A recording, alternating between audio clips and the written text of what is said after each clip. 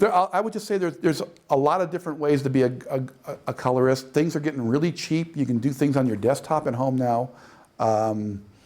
So there are ways to explore what we do in here on a very, in fact, this machine that I'm using that costs probably, again, I don't know what the exchange rate is right now, but say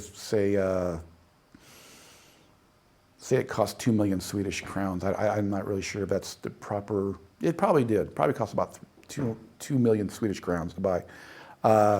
They now sell a desktop version for your computer that is probably knock a couple zeros off the end of that price. That's probably where you can start getting into this stuff. And Apple Color is very cheap. It's included in Final Cut now.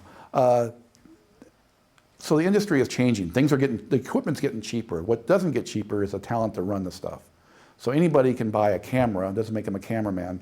Anybody can buy a system like this now. Basically, it might not run as robustly as this one, but you can still do grading at home.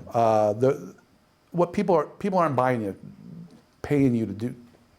They're not paying for you to own the equipment. What they're paying is for your expertise and your talent as a colorist. And that's really what I sell. I don't sell the fact that I know how to run the Baselight. I know the fact that I know what a good picture looks like.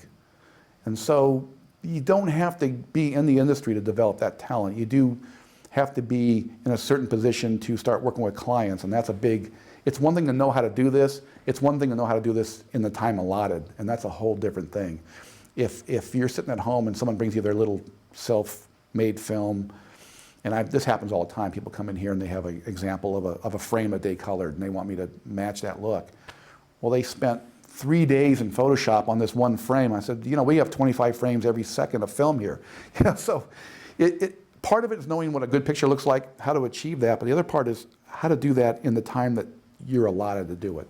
Your client has a budget, and part of your job is to respect that budget and be able to bring the project in on time. It's not always feasible, it's not always doable, but that's a big part of being a colorist. Not only is just having the talent, knowing the equipment, but knowing your time frame and what kind of time frame you have to complete the project, and respecting your client's budget and their needs as well. So that's a big part of it. A lot of people are very good technically, creatively, but when you sit in the chair and you got a room full of people, which has happened in here a lot in the last few months.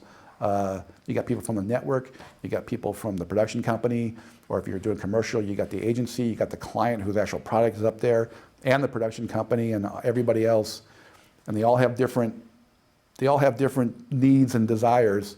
You got to be able to balance all of that and still get the job done in the time that they booked. That's when you're a professional. That's when you're really doing the job.